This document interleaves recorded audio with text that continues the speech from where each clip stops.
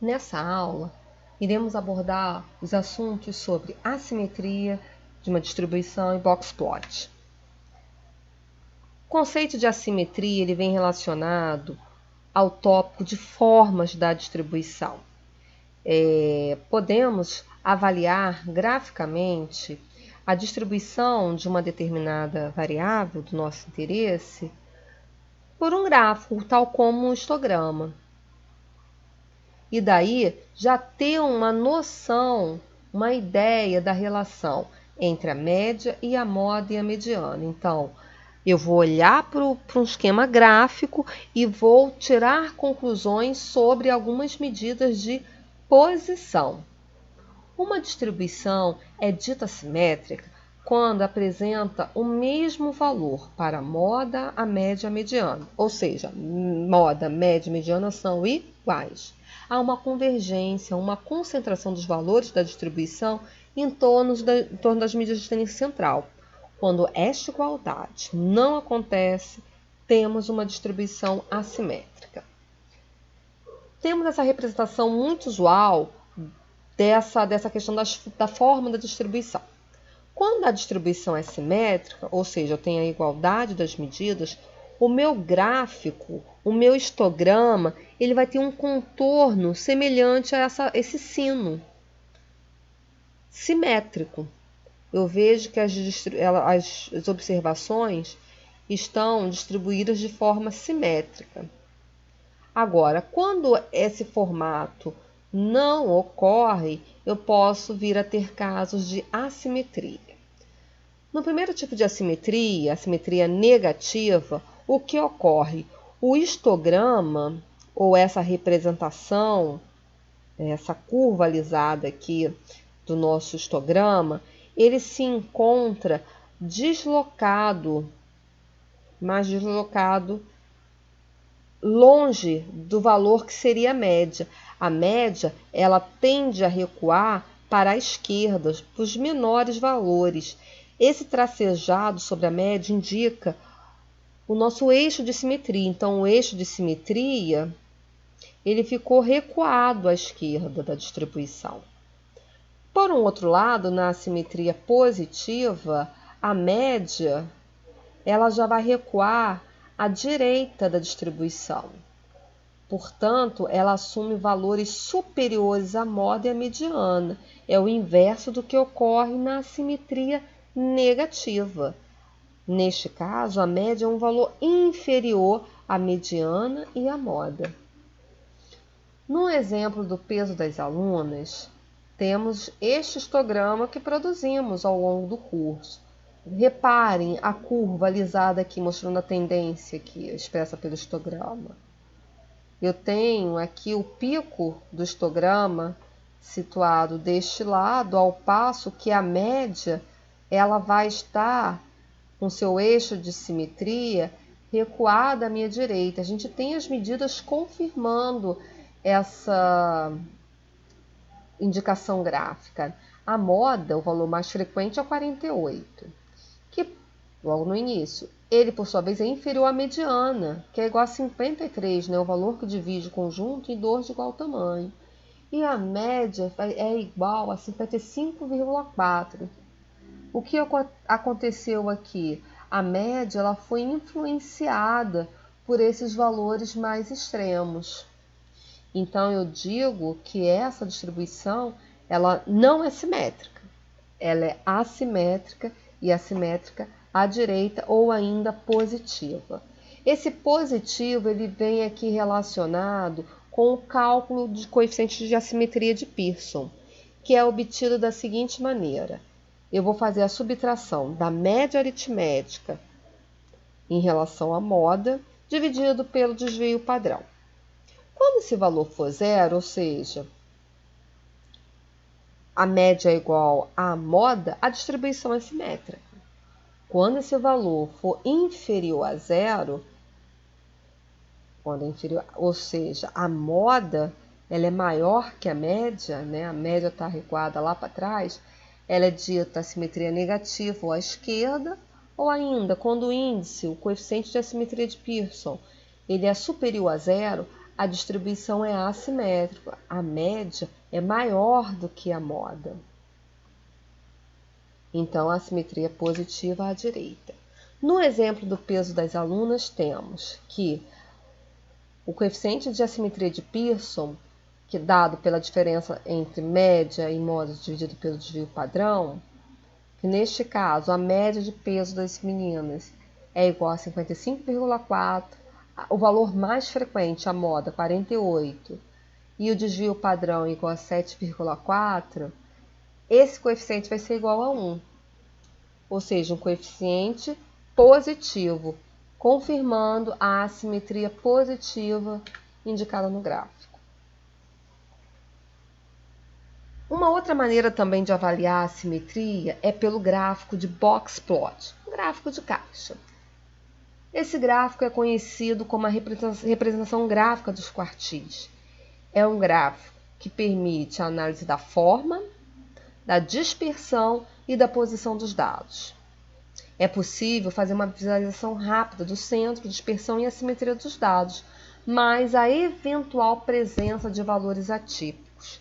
Já falamos sobre os valores atípicos, são aqueles que destoam em magnitude dos demais valores do conjunto, só que não dizemos um critério objetivo para identificar esse valor, e hoje nós vamos fazer isso. E o box plot ainda é ideal para comparar grupos. Temos aqui então uma primeira visualização do gráfico box plot no sentido vertical, aqui os valores da minha variável peso das alunas, ou ele pode ser visto assim também numa direção horizontal. Mas vamos compreender melhor como se faz esse gráfico.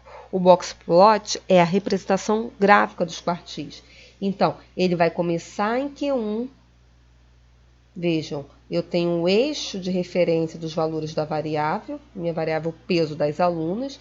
Então, calculei Q1, então delimitei a primeira reta, linha aqui, e ela vai se estender até o valor de Q3. No interior da caixa, eu vou identificar Q2. Atenção, eu não vou fazer uma reta no meio da caixa, pessoal.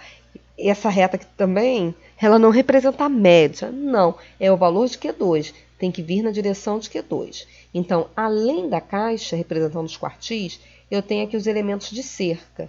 Essa chamada de cerca inferior e cerca superior. O que a cerca faz? Ela cerca todo dado que é comum, que é típico naquele conjunto, que é esperado. E a cerca vai deixar de fora aquele valor mais diferente, aquele valor que não é esperado, o nosso valor é típico, o outlier. Então, passos para a construção do box plot. Primeiro, eu vou construir o eixo com os valores da variável. Depois, a caixa retangular, que vai de Q1 a Q3, no interior, vou tracejar uma linha na altura da mediana. E, por fim, defino as cercas. Como a gente calcula a cerca? A cerca ela vai se estender de Q1 até o menor valor, desde que ele não seja atípico. Então, essa cerca ela vai começar no valor de x mínimo, desde que esse mínimo não seja atípico. E a cerca superior, ela vai de Q3 até o maior valor que não seja atípico. Então, a cerca superior ela vai parar no x máximo, desde que ele não seja atípico. Mas vem a pergunta, como eu posso saber se o valor é atípico ou não? Tenho que calcular as seguintes quantidades. LI, limite inferior, e o LS, limite superior. Esse LI é dado por essa continha aqui. Eu vou pegar o valor de Q1 e subtrair dele 1,5 vezes a I. Quem é a I? É a amplitude interquartílica. E o limite superior vai ser dado pelo Q3, o valor do terceiro quartil, mais essa mesma quantidade, 1,5 vezes a amplitude interquartílica. Então, quando o meu valor de xi ele for menor que esse limite inferior, ou seja, ele está menor que o limite, menor que o esperado. Então, eu não vou poder desenhar a cerca no valor de x mínimo. eu vou ter que parar a cerca, no limite de LI, limite inferior, e o menor valor, o x mínimo, fica fora da cerca. E quando o meu valor de xi ele for superior ao limite superior, ou seja, ele está além do meu limite esperado, eu vou parar a cerca na altura do limite superior, e esse valor, que é maior, fica do lado de fora. Vai receber a identificação de valor atípico, que é um ponto fora da cerca.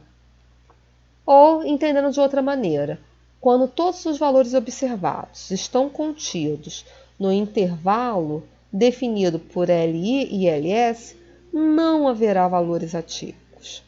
Assim, utilizaremos os valores de mínimo e máximo para a definição das cercas.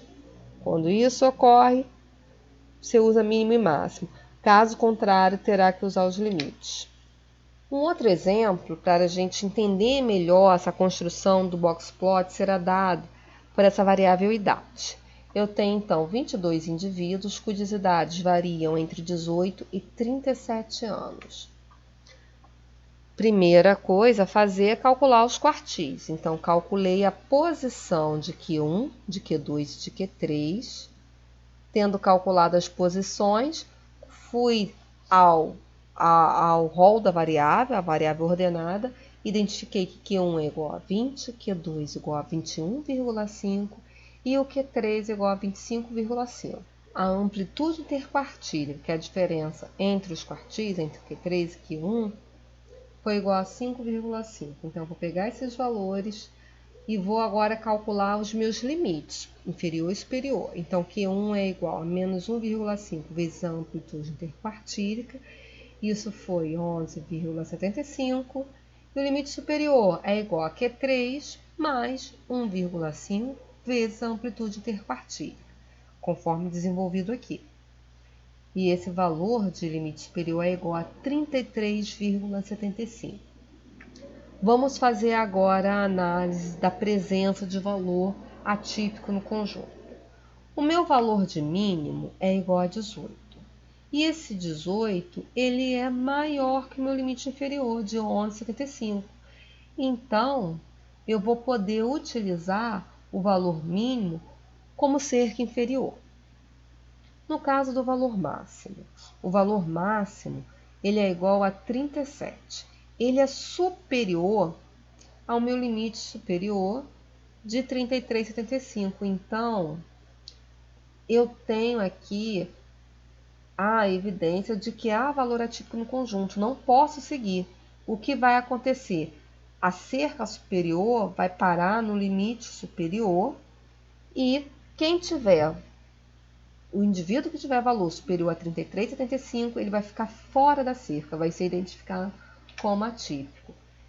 Neste gráfico, a gente percebe que temos dois valores atípicos. Não só o 37, que é o nosso valor máximo, mas também eu tenho 35, que é superior à nossa cerca superior. O boxplot, eu tenho ainda aqui, então, o mínimo era 18, a cerca foi feita na altura dele. No interior, tracejei o valor de segundo quartil, que é igual a 21, valor de Q3 delimitando o teto da caixa, e as cercas, no caso da máxima, ela vai parar no valor de 33,75. E fora eu tenho os dois valores atípicos.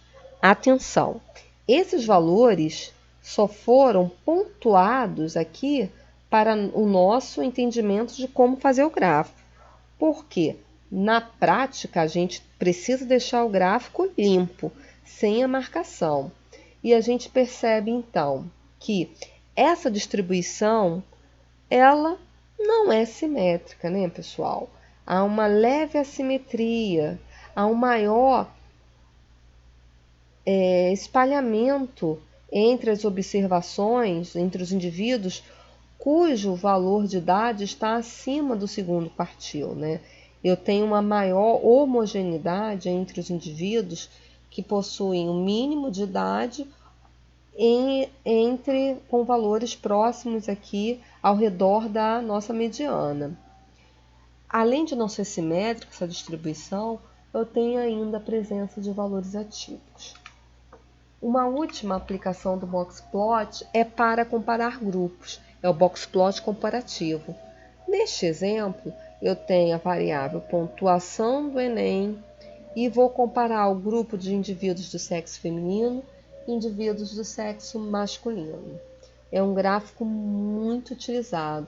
Eu recomendo fortemente que vocês se dediquem ao estudo dessa representação, haja vista a sua aplicação nos trabalhos acadêmicos. Assim a gente encerra nossa aula. Tenham um bom estudo e até a próxima.